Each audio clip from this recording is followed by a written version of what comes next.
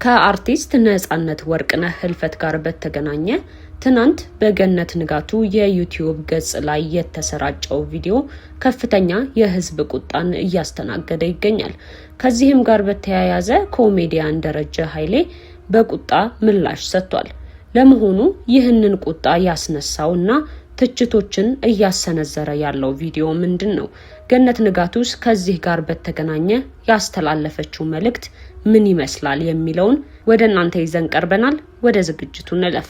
የአርቲስት ነጻነት ወርቅነህ ህልፈት ከተሰማበት ጊዜ በኋላ በርካታ የሚባሉ ነገሮች እየተጋሩ ይገኛሉ። ሁሉም ህዝብ በሚባል ደረጃ ማመንና መቀበል አቅቶት ደጋግሞ ነገሮችን ይመለከታል። ላለማመንም ራሱን ህልፈቱን ከሚያጋሩ ከሚያሰራጩ ሚዲያዎች ገለል ለማለት ይሞክራል። ይሁን እንጂ የማይካድ እውነት ነው። የሳቅ ምንጭ፣ የደስታ መንገድ፣ የሐዘን መርሻ የነበረው በርካቶች ስለ መልካምነቱ፣ ስለ ሰውነቱ የሚናገሩለት ለጓደኞች ቦታ ሰጥቶ በፈለጉት ሁኔታ ሁሉ አለሁ የሚለው የብዙዎች ወንድም አጋዥ የነበረው ነጻነት ወርቅነህ አልፏል። መልካምነቱ ትናንትን ተሻግሮ ዛሬ ላይ ያለ ነገም ላይ ባከበረው ሰው ልብ የሚኖር ነው።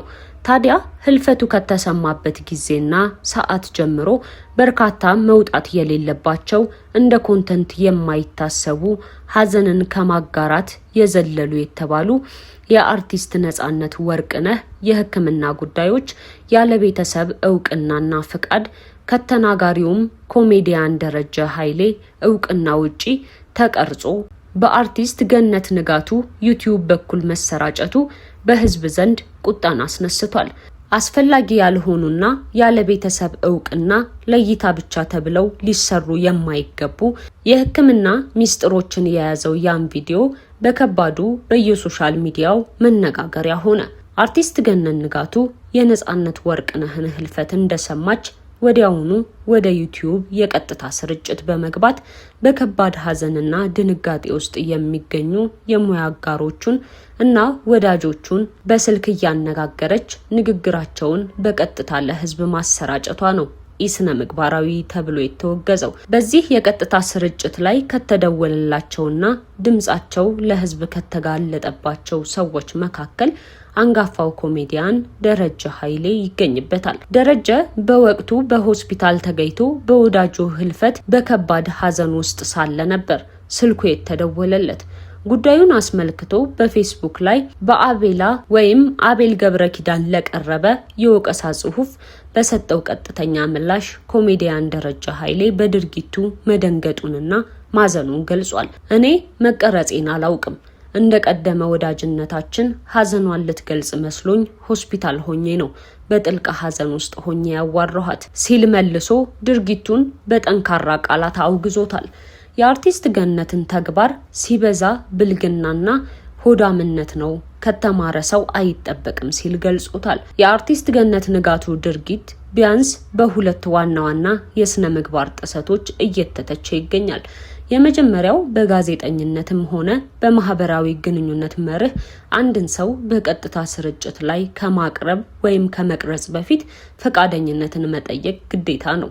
ገነት ግን በሐዘን የተሰበረ ልብ የያዙ ሰዎችን ሳታስፈቅድና የቀጥታ ስርጭት ላይ መሆናቸውን ሳትናገር ለግል የዩቲዩብ ይዘት ማሟያነት ተጠቅማባቸዋለች የሚል ወቀሳ ቀርቦባታል።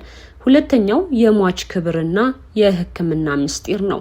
አርቲስቷ በስርጭቱ ላይ ስለ አርቲስት ነጻነት ወርቅነህ የህመም ሁኔታና አሟሟት የዘረዘረችበት የጠየቀችበት መንገድ የሟቹን ቤተሰቦች ክብር ያልጠበቀና ሕክምናዊ ምስጢሮችን ያለ ቤተሰብ ይሁንታ ያወጣ ነው በሚል ተተችታለች። ብዙዎች በማህበራዊ ሚዲያ ላይ ባሰፈሩት አስተያየት አርቲስቷ ልታደርግ ይገባት የነበረው በስልክ የዩቲዩብ ቪዲዮ ከመስራት ይልቅ በቦታው ተገኝታ ለቤተሰብና ለወዳጆች ሐዘን መድረስ እንደነበር በመግለጽ የሰሩት ስራ ከወዳጅ ሐዘን ይልቅ የዩቲዩብ ተመልካች ቁጥርን ያስቀደመ ነው ሲሉ ድርጊቱን አውግዘዋል። በርካቶች ይህንን ስሜት ሲያጋሩና ትችቶችን ሲዘነዝሩ ቆይተዋል። ታዲያ አርቲስት ገነት ንጋቱም እንዲህ ስትል ምላሿን ሰጥታለች። በትናንትናው ዕለት በወንድሜ በአርቲስት ነጻነት ወርቅነህ ህልፈት የተሰማኝን ጥልቅ ሐዘን በገለጽኩበት ቪዲዮ ላይ ከወዳጄ ኮሜዲያን ደረጃ ኃይሌ ጋር ያደረኩትን የግል የስልክ ልውውጥ አካትቼ ማቅረቤ ይታወሳል። ይሁንና ይህን የድምጽ መልእክት ማካተቴ መላው የኢትዮጵያን ህዝብና የሟች ቤተሰቦችን እንዲሁም የሙያ አጋሮችን ቅር እንዳሰኘ ተረድቻለሁ። ቅሬታውም ተገቢና ትክክል ነው ብዬ ስላመንኩ መላው የኢትዮጵያን ህዝብና አድናቂዎችን በትህትና ይቅርታ ጠይቃለሁ። በድጋሜ በወንድሜ አርቲስት ነጻነት ወርቅነህ ህልፈት የተሰማኝን ጥልቅ ሐዘን እየገለጽኩ ለቤተሰቦቹና ለወዳጆቹ መጽናናትን እመኛለሁኝ ስትል አርቲስት ገነት ንጋቱ ይቅርታዋን አቅርባለች። ከዚህ በተጨማሪ ህዝቡ ጋር ያለው የነጻነትን ህልፈት አለማመን ስሜት ተባብሶ ቀጥሏል። ከባድ ስሜት፣ ሐዘን፣ ባልሆነ የሚል ምኞት ሁሉም ሰው ውስጥ የሚሰማ ሆኗል። ታዋቂ ሰዎች፣ አድናቂዎች ነጻነትን በቲቪ መስኮትም ይሁን በቅርበት የሚያውቁት ሐዘናቸውንና የተሰማቸውን እያጋሩ ይገኛሉ። ከተላለፉት መልእክቶች ጥቂቶቹን እናጋራችሁ። መስከረም ጌታቸው እንዲህ ትላለች። ሳቃችን ትዝታ ሆነ፣ ደስታችንም ታሪክ። ሞት ፍትሃዊ አይደለም። ገና ያልኖረውን ብዙ ያለመውን ወሰደው። ማን ያስመልሰዋል? አልጽፍም ብዬ ነበር፣ ግን ታነበው ይመስል ዝም ስል ትታዘበኝ ይመስል ይህን ልልህ ፈልጌ ነው መጻፌ። ነፂ፣ ምን ያህል እንደምንወድህ፣ ምን ያህል እንደምናከብርህ፣ ባንተ ስራ ስንት የሐዘን ድባብ የወረሳቸው ፊቶች እንደፈኩ፣ የተከደኑ ጥርሶች በፈገግታ እንደተከፈቱ አልነገርንህም። አንተም ዋጋህን ያወቅከው አይመስለኝም። አንተ ስትኖርበት የምንጠላውን እንወደዋለን።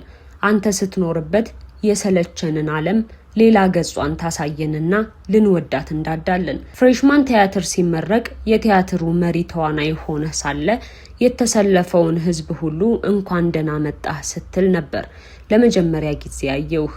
ለሰዎች ያለህን ክብርም የተረዳሁት። ነፂ፣ በዘር ወይም በሃይማኖት የማይከፈሉብህ የሁሉም ነበርክ።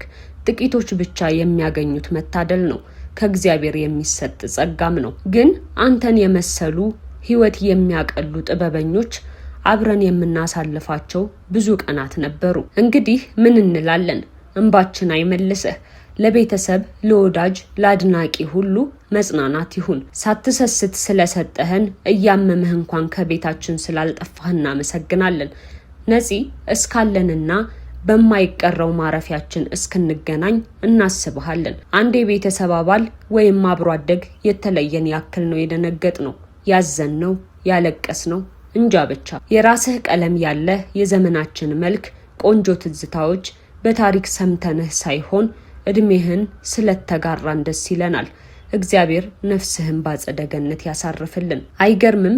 ነፂ ያረፈ ብለን እያወራን ነው ስትል ሐዘኗን ገልጻለች። በሌላ በኩል ዲያቆን ሄኖክ ኃይሌ እንዲህ ይላል። ውድ ወንድሜ ነፂ፣ እንዳልከው የማንቋቋመው የሚያሳምም ሐዘን ነው። እኛ ያሰብነው ያቀድነው አልሆነም። የጌታ ፍቃድ ይሁን ብለን ዝም እንላለን። የምትወደው አምላክ በምትወደው መልአክ በቅዱስ ኡራኤልና በመላእክት ታጅቦ ነፍስህን ያሳርፋት። አቤቱ የባሪያህን የቃለ አብን ነፍስ አሳርፍ ሲል ሐዘኑን ገልጿል።